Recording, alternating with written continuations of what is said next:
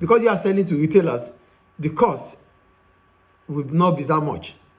Do you understand why? Okay. Because of the shipping and this stuff. Yes. It will not cost. It will be more cost effective than the. Yes, I get it. Yeah. All right, because they're going to send it in bulk, not just one. So the cost of one might be the cost for all. Ah, okay. You get it? Yes. The cost for one, because retailers will buy in bulk. So buying in bulk, using the same bus to pick all those products, and using the same bus to pick one product based on distance, you're going to pay the same price. So it is because the unit cost would have reduced. Yes. That is the point. By buying in bulk. Yeah. That is the point I'm making there. Yes. Then disadvantages. No direct contact with customers. Okay. You might need feedback from customers. You won't see the customers as producers. There's no direct contact with consumers.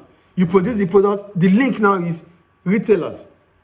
And retailers might not even have time because it's a large store. It's a large store. From producers to consumers, there's direct contact. From producers to consumers, there's direct contact.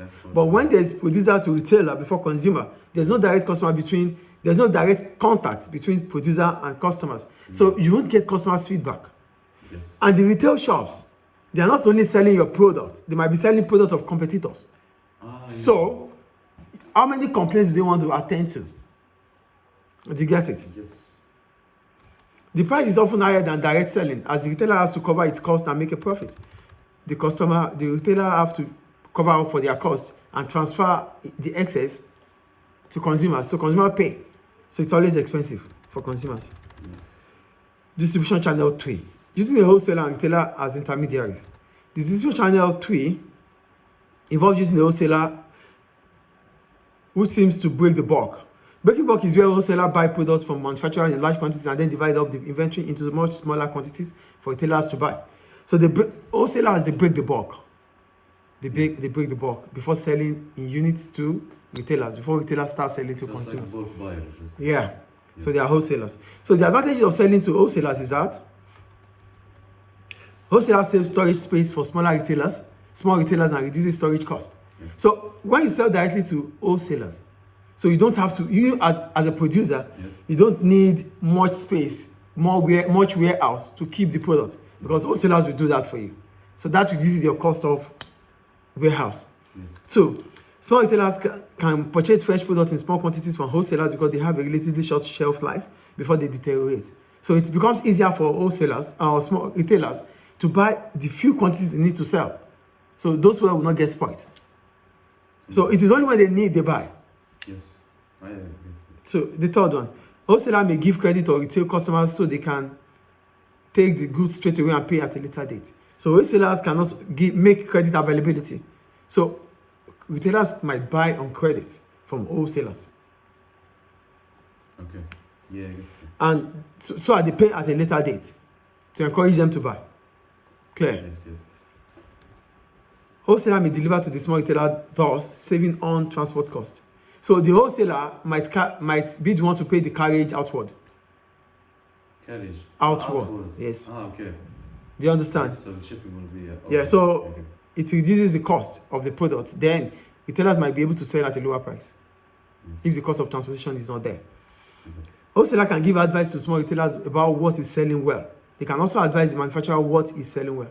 So because they are wholesaler, they buy in bulk from manufacturers. They have close relationship with manufacturers and retailers. They are in the middle. So they can either advise, they can advise both retailers and producers on what is trending. Yes. Because they know more. Yeah. So what are the problems? Because they're in the process. Yeah.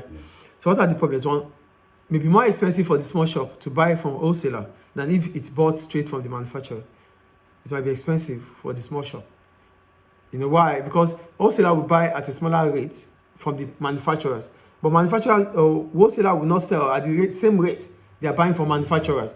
But if retailers are buying straight from manufacturers, they might buy at the same price as wholesalers. Yes. So it means having a wholesaler in between retailer and manufacturer makes retailers to pay more than what they used to pay. Yes. Do you get the point? Yes. Wholesaler may not have the full range of products to sell. They might not have all the products. It is only what is given to them, what is made available to them by manufacturers. Okay. takes longer for fresh produce to reach the shops, so may not be as good quality because they buy so much in bulk. Yes. And before they could sell to retailers, the product might have been deteriorating. Wholesaler may be long way from the small shops, like Crimea. Crimea is far away from Jiangsu, so it's difficult. The link between them is so far. Yes. Crimea, they sell wholesale there, you know. Yeah. Okay. The consumer price is often higher than direct selling, as both the wholesaler and retailer have to cover cost and make a profit. Consumers have to pay higher prices because wholesaler will transfer the cost to retailers. Retailer will transfer both wholesaler cost and retailer cost to consumers. So consumers are paying higher prices. Yes. Yeah. Okay. So without a wholesaler, a manufacturer has a process made. Okay. Yeah, I guess. Yeah. Do you get the point there? Yes. All right, just move on. We go to agency. We go to the agents now. Distribution channel 4. Using an additional intermediary such as an agent. When products are exported, the manufacturer sometimes uses an agent in the other country. The agent sells the product on behalf of the manufacturer. This can allow the manufacturer to have some control over the way the product is sold to consumers. The agent will either put an additional amount on the price to cover their expenses or will receive a commission on sales. The agent may also act as a wholesaler. So when you are using an agent, especially when you are selling to a new market, when you are exporting your product, you don't know much about the new environment. When you are selling your product outside your jurisdiction, you don't know much about the new environment. Yeah? Do you know much about that? No. That's why you need an agent. An agent has idea, knowledge about that environment. That's why you are using the agent as an intermediary. He knows more about the environment. Yes. So it's easier for him to help you sell the product than you searching for how to sell your product. So how does the agent make its money? The agent might make its money by adding certain amount of money to the cost, or getting commission from the wholesaler, from the manufacturer, for total amount sold. Is it clear? Yes. So what are the advantages of selling through agents? Number one, manufacturer may not know the best way to sell the product in other markets. So that's where the agent comes in. Yes. They have more knowledge about the environment than manufacturers, which helps the manufacturers to be able to sell their product. Yes.